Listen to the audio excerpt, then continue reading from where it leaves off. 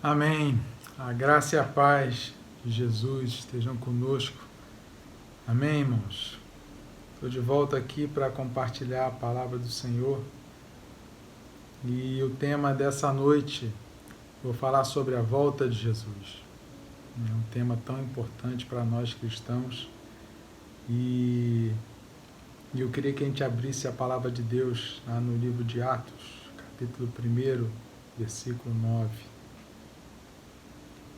Atos, capítulo 1, versículo 9. Você gosta de anotar os temas? Eu escrevi assim: Jesus voltará. Você crê?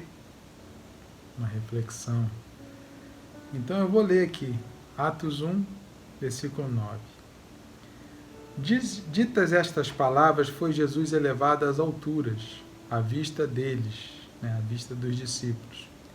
E uma nuvem o encobriu dos seus olhos. E estando eles com os olhos fitos no céu, enquanto Jesus subia, eis que 2 varões, vestidos de branco, se puseram ao lado deles. E lhes disseram: Varões galileus, por que estáis olhando para as alturas? Esse Jesus, que dentre vós foi assunto ao céu, virá do modo como vistes subir. Amém. Vamos orar? Papai, em nome de Jesus, obrigado pela Tua palavra, Deus. A Tua palavra que nos ensina, nos exorta, nos fala do que virá, Deus. Nos alerta, Pai, por isso nós Te agradecemos, ó Pai. Que esse alimento espiritual nunca falte em nossas vidas, que tenhamos sempre essa vontade, essa alegria em buscá-lo. Que essa noite Tu possa, através do Teu Espírito, revelar a Tua palavra e que possamos ser edificados, ó Pai, em nome de Jesus. Então, amados, esse texto aqui do livro de Atos é interessante porque a interpretação dele é simplesmente literal, né? Esses varões, esses anjos que vieram junto aos discípulos, que estavam olhando para o céu, porque Jesus, aqui já ressurreto, passou 40 dias com os seus discípulos e chegou o momento da partida. E eu entendo que os discípulos ficaram olhando para as nuvens, se lamentando pela ausência do Mestre. Mas esses varões falaram para eles: olha, esse Jesus, da forma como vocês viram ele subir, ele voltará, ele virá, né? Então isso é uma certeza que nós precisamos ter também nos dias de hoje. Não importa se já passaram 2000 anos, Jesus ainda não voltou, mas o que é certo é que ele está mais próximo do que ele estava naquele tempo. Já se passaram 2000 anos. E eu queria nessa noite que a gente pudesse ter essa certeza, né? E como eu coloquei como título, né? Você crê, né? Então, se você crê, a gente precisa ter algumas atitudes. E vamos falar sobre isso. Primeira coisa, aquele que crê espera. Aquele que crê anseia, deseja, né? E além disso se prepara para a volta de Jesus. Jesus, ele deixou para nós uma analogia muito interessante, quando ele se coloca como noivo e a igreja como a sua noiva. E interessante, Michele trouxe uma mensagem na quarta-feira. Se você não teve a oportunidade de assistir, vai lá no canal do YouTube da IFC e você vai ver lá essa mensagem. Ela fez um estudo sobre como é a cultura judaica para o casamento, né? Qual é o papel do noivo, da noiva. E a gente aprendeu que, na verdade, o noivo, ele, depois de conhecer a noiva, ele sai, se separa para preparar uma morada, um lugar para eles ficarem depois. E esse tempo de preparação, né, para o noivo é também uma preparação para a noiva, porque a noiva, ela também precisa se adornar, precisa se preparar para o grande dia. E essa analogia que Jesus fez, ele sendo noivo e a igreja sendo a noiva, se encaixa perfeitamente nesse tempo onde nós, como igreja, estamos e devemos estar, né, nos preparando para a volta de Jesus. Ele, como noivo, ele foi preparar a morada para nós, né? No Evangelho segundo João, Jesus fala que na casa de meu pai, né, tem muitas moradas, e eu vou preparar morada para vós. Então, assim, o que Jesus está fazendo nesse tempo, onde ele está à destra do Pai, é preparando moradas para a sua igreja, para aqueles que ele virá buscar aqui na terra. E a noiva, que somos nós, a igreja, nós devemos nos comportar como a noiva se comporta diante de um casamento, né, que está se aproximando. Eu lembro muito bem da minha esposa, na época era minha noiva, né, e no tempo que nós estávamos preparando para o casamento, existia muita aquele nervosismo e aquela preparação de como será o dia. E a gente entende que a noiva deve se casar com vestes brancas, né? Essa veste branca representa a pureza, né? a santidade. Eu entendo que da forma como a igreja deve se preparar para esse grande dia de encontrar o noivo. Né? Vestes, né, quando a gente fala de forma espiritual, significa a nossa condição diante de Deus. Então, vestes brancas é uma condição de santidade, de pureza. Será que nós estamos nos preparando dessa forma para encontrar com o noivo, com Jesus? Então, essa é a exortação que eu trago nessa noite. É interessante também a gente entender que a Bíblia é um livro profético. E falar da volta de Jesus é falar de profecias, muitas que estão relatadas na Bíblia. Eu não sei se você sabe, mas 1/4 da Bíblia, 25% de todo o conteúdo bíblico tem um tom profético. Né? Então a Bíblia ela é um livro profético. E a grande maioria dessas profecias, elas se voltam, tem como alvo Jesus. Tanto a sua primeira vinda, né, há 2020 anos atrás, quanto também profecias da sua volta, do seu retorno, né, à terra, seu retorno para buscar a sua igreja. E essas profecias, da mesma forma que as profecias que falavam da primeira vinda de Jesus, que ocorreu, né, queria destacar aqui a passagem de Daniel 9, quando ele fala, né, ele teve uma visão do anjo Gabriel e ele escreveu sobre as 70 semanas que estavam determinadas sobre Israel e sobre a sua cidade, Jerusalém.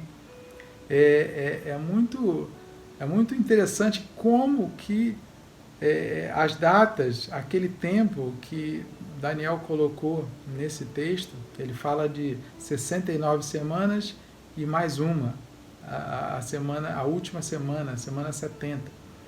E entre a semana 69 e a semana 70 é exatamente o tempo da igreja. E quando ele fala que o início da contagem desse período até a chegada do ungido, a chegada de Jesus, são 483 anos. E que se inicia através do decreto do rei Artaxerxes, o rei persa, onde ele permitiu o retorno de judeus, né, inclusive de Neemias, a Jerusalém, de volta a Jerusalém, para reconstruir a cidade, reconstruir os muros. E quando você faz essa conta, uma conta não é muito simples, porque o ano no calendário judaico são 360 anos, e para nós são 365, tem, né, alguns anos que tem uma conta um pouco diferente. Então não é tão simples fazer, mas quando você busca estudos, faz uma pesquisa, você vê que a partir de 444 a.C., mais esse período vai dar exatamente no ano 33 depois de Cristo, que é o ano, é o tempo onde Jesus se apresenta a Jerusalém, né, na sua entrada triunfal. Então essa profecia muito exata, né, muito precisa, ela serve para nós também para que a gente creia nas profecias que falam sobre a sua volta. Como a gente leu aqui em Atos, é real, é literal, o entendimento da forma como os discípulos viram Jesus subir, ele voltará através das nuvens. Então eu queria citar uma profecia que fala sobre o retorno de Jesus, que está lá em Mateus 24, 32. Se puder abrir lá, acompanhar aqui comigo. Evangelho de Cristo segundo Mateus, capítulo 24, versículo 32. que fala sobre a parábola da figueira. Eu queria fazer um destaque aqui, quando a gente ouve falar na Bíblia, da figueira, da oliveira, e da videira, são ilustrações sobre Israel. A gente sabe que essas plantas, essas árvores, elas se encontram naquela região, uma região desértica, com um terreno muito pedregoso, são as famosas pedras brancas. E encontramos essas árvores, essas espécies lá. Então, falar de figueira, profeticamente, nós estamos falando de Israel. Então, no versículo 32 diz assim: aprendei, pois, a parábola da figueira. Quando já os seus ramos se renovam e as folhas brotam, sabeis que está próximo o verão. Esse contexto aqui, Jesus, todo o capítulo 24 de Mateus, Jesus está falando sobre o final dos tempos, está falando sobre a sua volta, tanto a primeira etapa que é o arrebatamento da igreja, quando a segunda etapa, quando Jesus vai voltar com a sua igreja e os anjos, para a grande batalha na terra, a batalha do Armagedon. Mas aqui Jesus fala de uma parábola da figueira, quando os seus ramos se renovam. Bom, o contexto aqui, Jesus estava em Israel, só que nesse tempo havia o domínio do Império Romano. Esse domínio estrangeiro sobre Israel, ele começa há 600 anos antes de Cristo, através do domínio babilônico, onde o Império do rei Nabucodonosor dominou Israel, destruiu a cidade de Jerusalém, o templo, e Judá foi levado cativo, para uma terra estranha. A partir desse momento, até esse momento aqui, onde Jesus teve o seu ministério na terra, Israel foi dominada por impérios estrangeiros. E quando Jesus fala aqui da parábola da figueira, que os seus ramos se renovam, ele está falando de um tempo onde Israel voltaria a renascer como nação.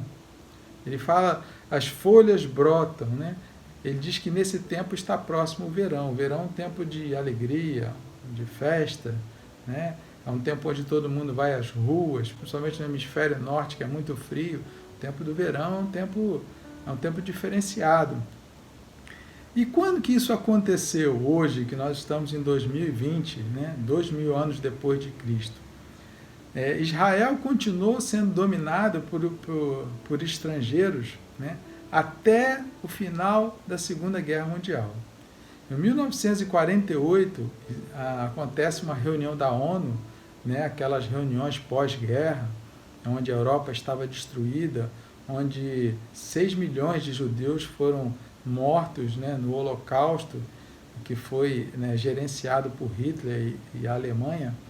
E nesse tempo, a ONU olhou para Israel e falou assim, não, está na hora da gente devolver para esse povo a sua terra. E foi feito um decreto onde Israel voltava a ser nação, herdava de volta a sua terra, que se chamava Palestina, que estava sob domínio britânico, e Israel voltou a ser uma nação. 2.600 anos após, no reinado de Davi e de Salomão. Então você pode imaginar a alegria desse povo que conhecia a história dos seus pais. Então é exatamente nesse tempo que Jesus está profetizando que viria o final, viria o grande dia. No versículo 36 ele continua assim, mas a respeito daquele dia e hora ninguém sabe, nem os anjos do céu, nem o Filho, senão o Pai. Então ele está relacionando esse tempo da figueira, onde a figueira se renova, as folhas brotam, ao tempo onde aconteceria o grande dia, o dia da volta de Jesus. Então o mesmo sinal de que Israel, quando Israel voltou a ser nação, que era o sinal onde estaria chegando o tempo do verão, são esses sinais, quando a Bíblia fala, Jesus fala depois seguindo ainda no versículo 24, de guerras, rumores de guerras, de fomes, Lucas fala sobre epidemias, terremotos. Então esses são os sinais que apontam para o grande dia. Da mesma forma como Israel se tornando nação novamente em 48, é um sinal de que aconteceria o verão, o tempo da alegria, né, de Sião, a alegria de Israel. Então são esses sinais, são essas profecias que a gente precisa ficar atentos como cristãos. Né? Nós, mais do que todos os outros povos que têm outras religiões, outras crenças, precisamos ansiar e desejar esse grande dia. É o dia onde o noivo, o nosso Senhor, o nosso Rei, ele vai retornar para nos buscar. E os sinais que estão acontecendo nos dias de hoje, servem para nós como um alerta. E para falar sobre essa segunda vinda, a primeira parte dessa segunda vinda, que é o arrebatamento da igreja, eu quero convidar os irmãos a abrirem a carta de Paulo, primeira carta de Paulo aos Tessalonicenses, capítulo 4. Vamos abrir lá que é um texto que fala em detalhes sobre essa volta de Jesus, essa é a primeira etapa que diz respeito ao arrebatamento da igreja. Vamos lá? Primeira carta a Tessalonicenses, capítulo 4, versículo 13. Diz assim: Não queremos, porém, irmãos, que sejais ignorantes com respeito aos que dormem, para não vos entristecerdes como os demais que não têm esperança. O povo de Deus precisa ter esperança, mesmo após a morte. No 14, pois se cremos que Jesus morreu e ressuscitou, assim também Deus, mediante Jesus, trará em sua companhia os que dormem. Ora, ainda vos declaramos por palavra do Senhor, isto nós, os vivos, os que ficarmos até a vinda do Senhor, de modo algum precederemos os que dormem. Porquanto o Senhor mesmo, dada a sua palavra de ordem, ouvida a voz do arcanjo e ressoada a trombeta de Deus, descerá dos céus e os mortos em Cristo ressuscitarão primeiro. Depois nós, os vivos, os que ficarmos, seremos arrebatados juntamente com eles entre nuvens para o encontro do Senhor nos ares. E assim estaremos para sempre com o Senhor. Consolai-vos, pois, uns aos outros com estas palavras. Então, Paulo aqui fala, aos irmãos, de Tessalônica, que para que eles pudessem ter esperança em relação aos que dormem. Paulo aqui começa a ensiná-los o que aconteceria no final, no final dos tempos, na volta de Jesus. E ele diz claramente, quando o Senhor descer dos céus, os mortos ressuscitarão primeiro. Então, todos aqueles que já morreram antes de Cristo, são os santos do Antigo Testamento, e depois de Cristo, nós estamos já em 2020, após o nascimento de Jesus, todos que morreram em Cristo, crendo que Jesus é o Filho de Deus, esses ressuscitarão. Então, aquilo que aconteceu com Jesus, que ressuscitou dos mortos e recebeu um corpo glorificado, isso acontecerá com todos que já morreram. Então, nós precisamos ter esperança. Nós, alguns que, como eu também, que já perdi o meu pai, e alguns que já perderam os seus entes queridos, também próximos, a nossa esperança é de que eles, mortos em Jesus, eles vão ressuscitar e vamos encontrá-los, todos eles, no céu. Então, essa esperança que Paulo estava ensinando ao povo. E depois ele fala, aqueles que estiverem vivos na volta de Jesus serão arrebatados, junto com os mortos ressuscitados, aos céus, entre nuvens ao encontro do Senhor. Conforme a gente leu no início lá em Atos 1, da forma como os discípulos viram Jesus subir aos céus entre as nuvens, ele descerá dos céus entre as nuvens. E aqui a palavra é muito clara, que diz que esses arrebatados terão um encontro com o Senhor nos ares, e assim estarão para sempre com o Senhor. Então essa é a vida eterna. Depois de arrebatados aqui da terra, nós estaremos para sempre com o Senhor.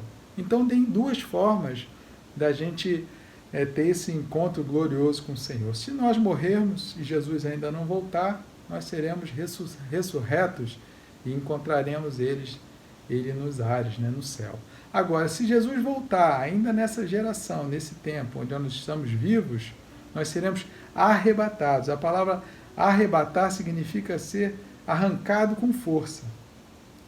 Se alguém aqui já assistiu aquela série de filmes Deixados para Trás, ali tem um relato muito interessante de como é isso. Você convivendo com outras pessoas na Terra, de repente toca a trombeta e buf, né? Muitos sendo arrancados da terra, né? Ao encontro do Senhor. Esse é o arrebatamento da igreja. Esse é o momento, o grande dia, o dia do Senhor, né? Onde nós vamos encontrar o noivo. Nós, né? A noiva, a igreja de Cristo, vai ter o seu grande dia, o seu grande encontro. Então, assim, deve ficar claro para nós que a morte, ela tem o mesmo significado, a mesma representação da volta de Cristo para nós cristãos. Porque se nós morrermos agora nesse tempo, vamos dar um exemplo desse tempo de pandemia, onde se fala muito de morte, muitos estão sendo mortos por causa desse vírus, né, na Terra toda, né? Essa morte, para aqueles que estão em Cristo, significa a volta de Cristo, porque é um tempo onde nós vamos encerrar o nosso período aqui na Terra, né, e vamos iniciar um período glorioso com o Senhor. Por isso, Paulo termina ali no 18, dizendo assim, consolai-vos uns aos outros, ou seja, alegrai-vos, encorajai-vos. Nós estamos num tempo aqui de reclusão, de distanciamento social, muitos se encontram tristes, deixaram algumas coisas para trás, um trabalho ou então relacionamentos. A gente precisa, né, estar encorajando uns aos outros, porque não importa se o tempo aqui, o nosso tempo na Terra está se encerrando ou não, mas o nosso futuro, esse sim, é certo. E o certo é que nós estaremos, né, para sempre com o Senhor. Ele continua, Paulo, aqui nessa carta, 1 Tessalonicenses 5, no versículo 1, dizendo assim, relativamente aos tempos e às épocas, não há necessidade de que eu vos escreva, pois vós mesmos estáis inteirados com precisão de que o dia do Senhor vem como ladrão de noite. Quando andarem dizendo paz e segurança, eis que lhes sobrevirá repentina destruição, como vem as dores de parto a que está para dar à luz, e de modo nenhum escaparão. Então Paulo aqui ensina aos irmãos de que o dia e a hora, conforme Jesus falou lá no Evangelho de Mateus e outros evangelhos a gente encontra também, que não há necessidade da gente saber o dia e a hora. Não é plano de Deus que a gente saiba disso, porque Deus conhece o homem, e se nós soubéssemos o dia exato que Jesus ia voltar, assim como os judeus, eles tinham uma contagem através da visão de Daniel, do dia exato onde o mestre, o ungido, chegaria a Jerusalém, né? Muitos não enxergaram isso, mas existia uma profecia que dava a contagem exata dos anos daquela entrada triunfal, né? Hoje nós não temos essa profecia exata em relação ao dia da volta. E não é plano de Deus que a gente saiba desse dia, porque senão nós levaríamos uma vida, né, relaxada espiritualmente. Mas se eu sei que Jesus só volta daqui a 10 anos, então eu posso, né, não ter tanta busca assim, né, e buscar se preparar para esse dia, né, buscar santidade, buscar, né, a prática da palavra de Deus, porque eu sei que Deus é misericordioso e quando chegar mais próximo eu me arrependo, né, e volto, né, para o centro da vontade. Não, Deus não quer isso de nós. Ele quer que a gente tenha uma vida, né, dedicada a Ele. E dessa forma que Ele planejou, e alguns chamam da doutrina da iminência. Não tem pré-requisito para Jesus voltar. Né? Já ocorreram muitos sinais, vamos falar um pouco sobre esses sinais aqui, mas o fato é que Jesus pode voltar a qualquer momento, talvez hoje, talvez agora. né? Não sabemos. Mas o que Ele quer de nós é que nós estejamos preparados para esse grande dia. Assim como a noiva, né, prepara o seu vestido branco. E outra coisa interessante nessa passagem aqui, no capítulo 5, além de não ser necessário que a gente saiba no dia nem a hora, porque Jesus vem como um ladrão de noite, um horário e um dia que a gente não espera. Aí ele vai no versículo 3. Quando andarem dizendo paz e segurança, eis que lhes sobrevirá repentina destruição. Mateus também relata, né, uma fala de Jesus que diz que ele virá como nos dias de Noé. E o que aconteceu nos dias de Noé? O povo vivia de forma normal, festas, casamentos, e muitos negligenciavam, né, a palavra de Deus, e de repente veio a chuva. Quando veio a chuva, todos foram pegos, né? Fora Noé e sua família, e os animais que estavam na arca, foram pegos pela chuva e morreram naquele tempo. Então, assim, eu olho para os dias de hoje e fico vendo, né, eu que trabalho no mercado financeiro, e você também, né, deve ter visto alguma notícia em relação a isso. No início de março, se falava as ações da Bolsa alta histórica, são nos jornais, na mídia, isso, e todo mundo eufórico, né, o país vai sair da recessão, alguns números já mostravam, né, a economia crescendo, e de certa forma todo mundo otimista com o futuro, e de repente nós estamos aqui. O mundo parou, né? Empresas, algumas, a maioria estão fechadas, algumas delas não vão abrir novamente, e muitas pessoas em dificuldade financeira. O governo está fazendo uma ajuda emergencial para aqueles que precisam mais, e a gente sabe que quando a economia ela tem uma crise, a gente sabe que há um aumento de pobreza, de pessoas, né, com fome, e essa é a nossa realidade hoje. Então eu vejo esse versículo muito atual. Quando andar dizendo paz e segurança, eis que lhes sobrevirá repentina destruição.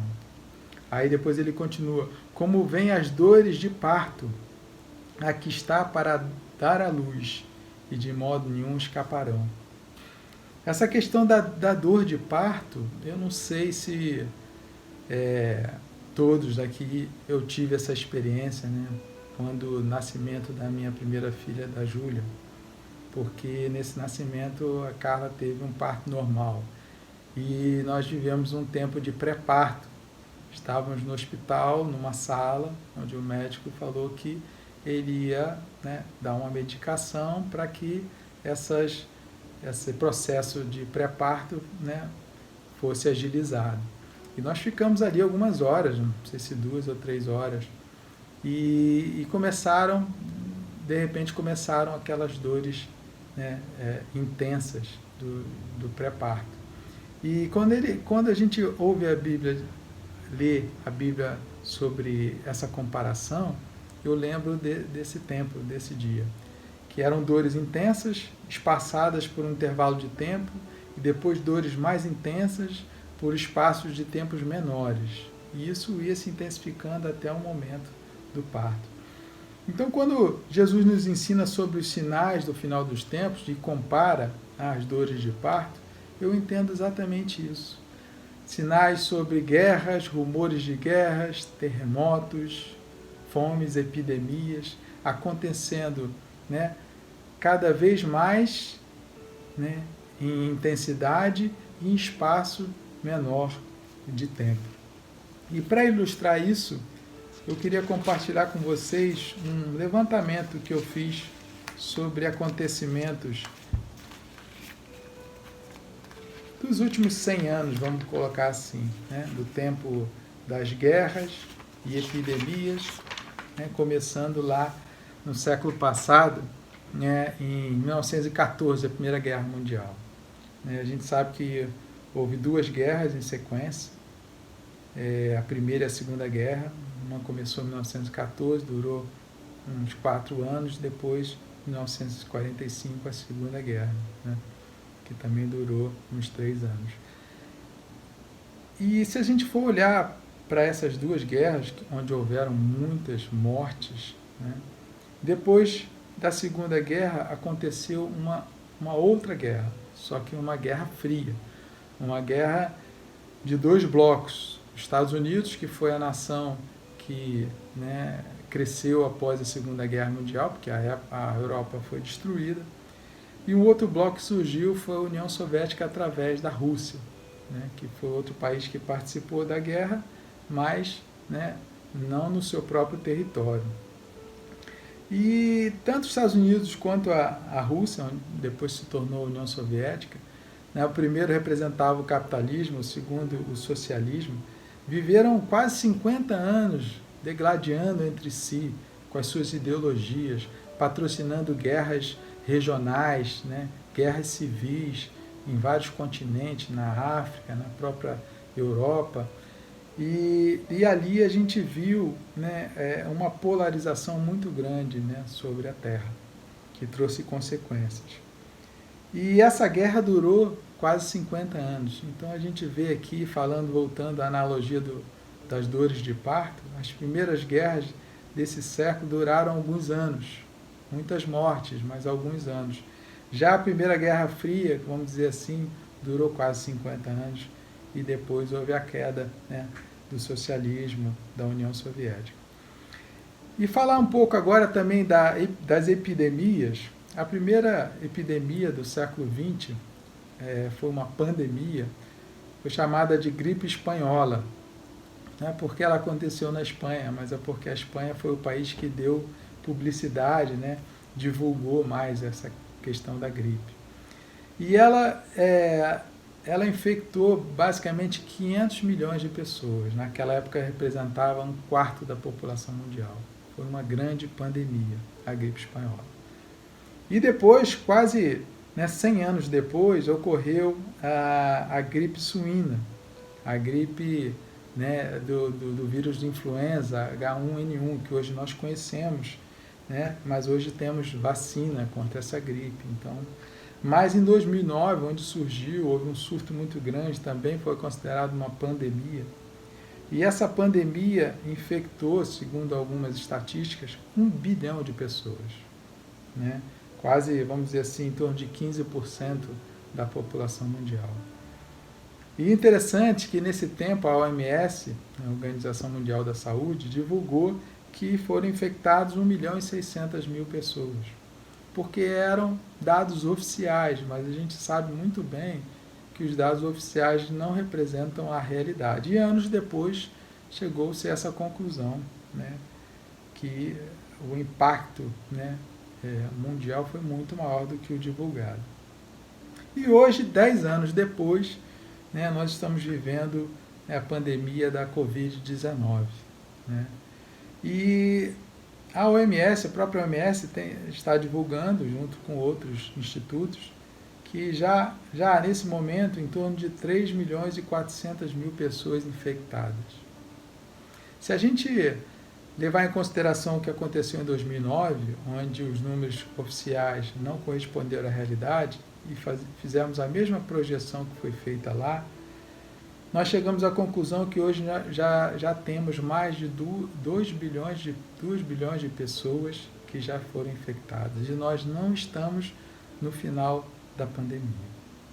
Pode ser que alguns meses ainda tenhamos acréscimo desses números. Então, a gente chega à conclusão que essa pandemia ela pode ter uma abrangência 3 vezes maior do que a de 2009. Então, eu queria que você prestasse atenção nisso, que tem a ver com as dores de parto.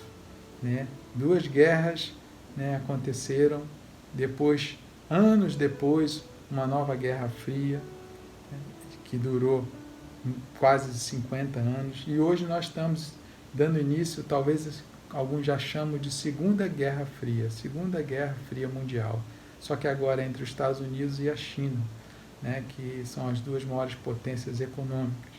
Nós já temos vistos, né, exatamente os Estados Unidos, né, responsabilizando a China por essa pandemia, a China se defendendo, e eu entendo que daqui para frente isso vai se intensificar. E da mesma forma, que as guerras elas estão se intensificando, se tornando coisas globais, não foi diferente com as epidemias, as pandemias. Depois de 90 anos da epidemia da gripe espanhola, veio a gripe suína, onde abrangeu quase o dobro de pessoas. E agora nós estamos diante da Covid-19, somente 10 anos depois da gripe suína.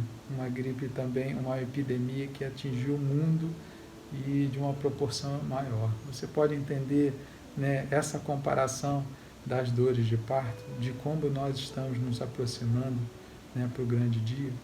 Então são esses sinais que nós precisamos prestar atenção e ficarmos atentos como igreja, porque esse vai ser o grande dia da igreja, o dia do encontro com o seu noivo. Aí eu queria deixar uma reflexão, né? Mas por que nós estamos falando e ouvindo falar mais da volta de Jesus exatamente nesse tempo? Por que isso? Você vai na internet e você vê vários estudos sobre a volta de Jesus, falando de que, será que nós estamos vivendo um sinal da volta de Cristo? E por que falar mais sobre isso? Se na verdade é um assunto onde nós deveríamos falar, né, o tempo todo. Paulo, na sua carta, né, aos Tessalonicenses, falava isso, né, com uma ênfase, assim, com detalhes, né, como se Jesus já fosse voltar naquele tempo, né? Então, nós deveríamos continuar falando, né, como igreja, da volta de Jesus. Mas estamos falando muito nesse tempo porque esse sim é um grande sinal. Nós estamos vivendo um sinal que diz respeito à volta de Cristo. E eu queria também, falando sobre sinais, falar sobre uma profecia do final dos tempos que também está lá em Daniel, só que no capítulo 12. Você não precisa abrir, eu vou ler só um versículo que diz assim: Tu, porém, Daniel, encerra as palavras e sela o livro até o tempo do fim, né? Muitos o esquadrinharão e o saber se multiplicará.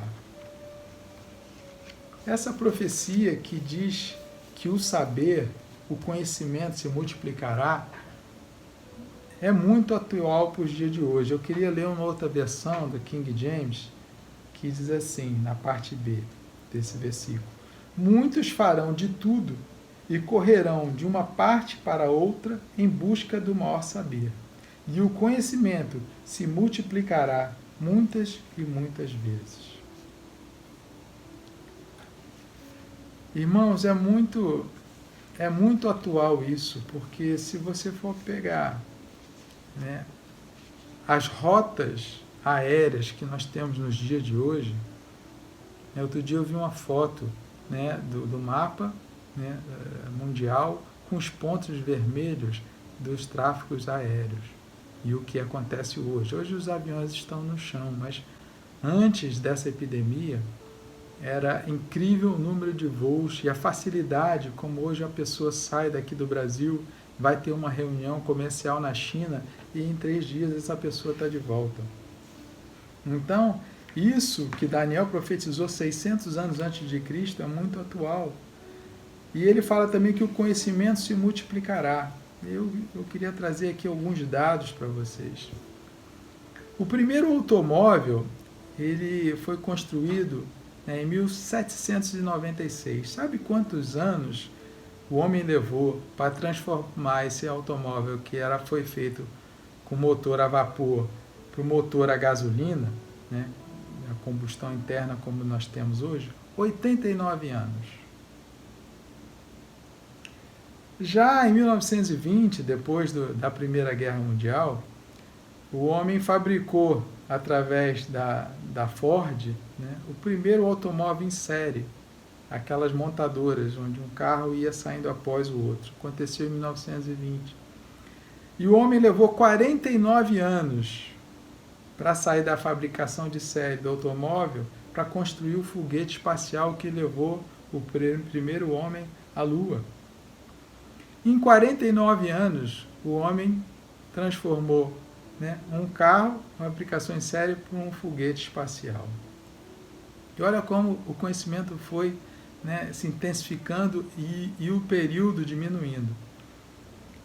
Agora, se você pegar em relação à tecnologia, o primeiro computador pessoal fabricado pela IBM aconteceu em 1981. E o homem levou 26 anos para elaborar e construir e divulgar o primeiro smartphone, que foi através da empresa Apple. Então, assim, em 26 anos, o homem transformou um computador pessoal, aqueles que é da minha época conheciam, eu lembro do PC, né, com o vídeo monitor monocromático, aquele verde, né, transformou isso naquilo que nós temos na palma da nossa mão, que é um computador, onde fazemos todas as nossas tarefas e não conseguimos sair de casa sem levá-lo. Então você vê como o saber, como o conhecimento foi intensificado, se multiplicou e tem se multiplicado, principalmente, né, nas últimas décadas.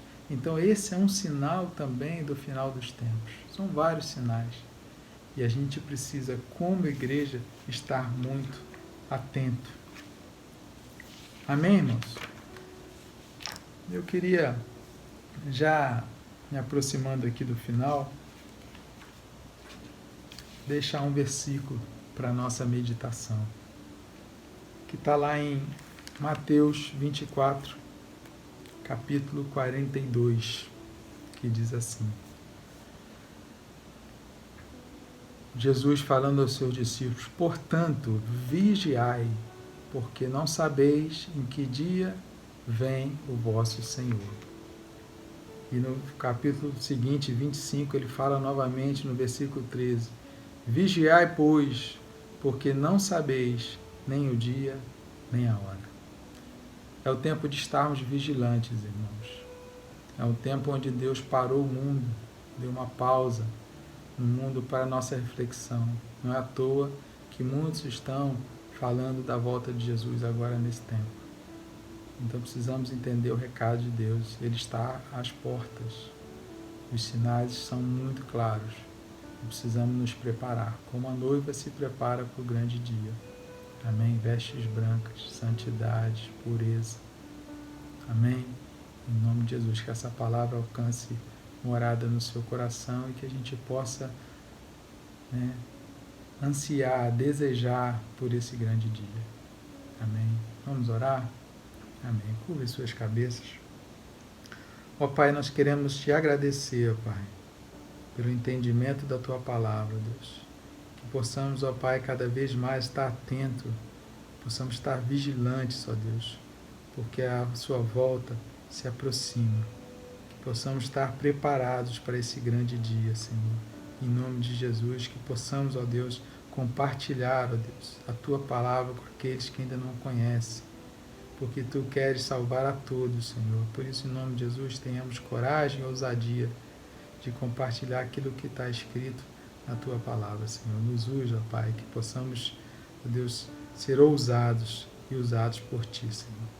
Muito obrigado por esse tempo, que Tu possa nos guardar, nos livrar do mal e que possamos cada vez mais nos aproximar de Ti para estarmos preparados para esse grande dia, o dia da Tua volta. Tudo isso nós Te agradecemos, em nome de Jesus. Amém. Deus te abençoe.